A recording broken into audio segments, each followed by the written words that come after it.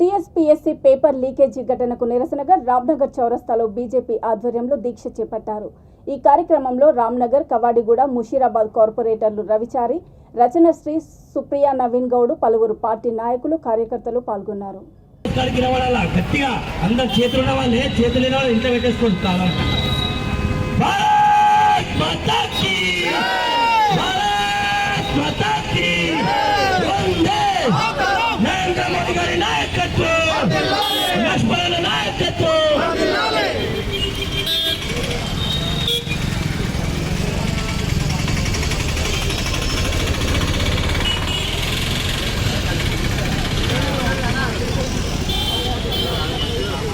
నరేంద్ర మోడీ గారి నాయకత్వం, భారత్ మాతా కీ. ఈరోజు రాష్ట్ర పార్టీ మేరకు ఈ యొక్క టీఎస్పీఎస్సీ లీకేజ్, ఎగ్జామ్ లీకేజ్ దానికోసం అని చెప్పేసి ఈరోజు ధర్నా నిర్వహించడం జరిగింది.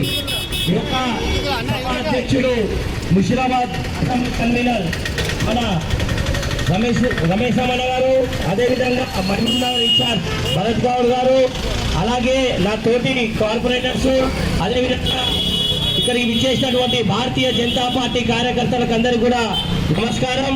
ఈరోజు మనం చూసుకుంటే గత 8 నెలల నుంచి కష్టపడుతున్న విద్యార్థులు ఏవైతే ఎగ్జామ్ లీకేజ్ గురించి మరి ఈరోజు కేటీఆర్ ఏమంటున్నారంటే నాకు సంబంధం లేదంటున్నారు.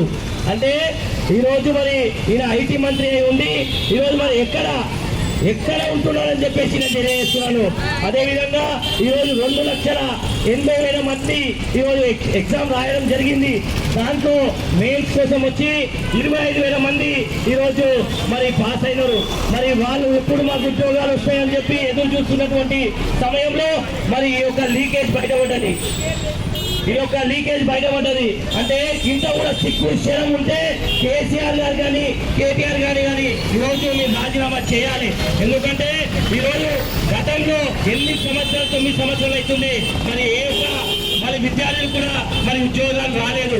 మరి ఎందుకు మరి మీరు విద్యార్థుల పట్ల మీరు ఇంత దుర్మార్గంగా ఆలోచన చేస్తున్నారని చెప్పేసి నేను హెచ్చరిస్తున్నాను. అదేవిధంగా మనం చూసుకుంటే 2011లో కూడా ఈ యొక్క ఎగ్జామ్స్ గ్రూప్ 1, గ్రూప్ 2 ఎగ్జామ్స్ అయినప్పుడు మరి ఏదైతే మరి దాని తర్వాత మన తెలంగాణ వచ్చేదాకా కూడా మరి మెయిన్స్ ఎగ్జామ్ పెట్టలేదు. మరి 2016లో పెట్టాలని చెప్పేసి మన ఉమ్మడి ఆంధ్రప్రదేశ్ ఉన్నప్పటి నుంచి చూసుకుంటే 2016లో మరి మెయిన్స్ ఎగ్జామ్ పెట్టడం జరిగింది. దాంట్లో కూడా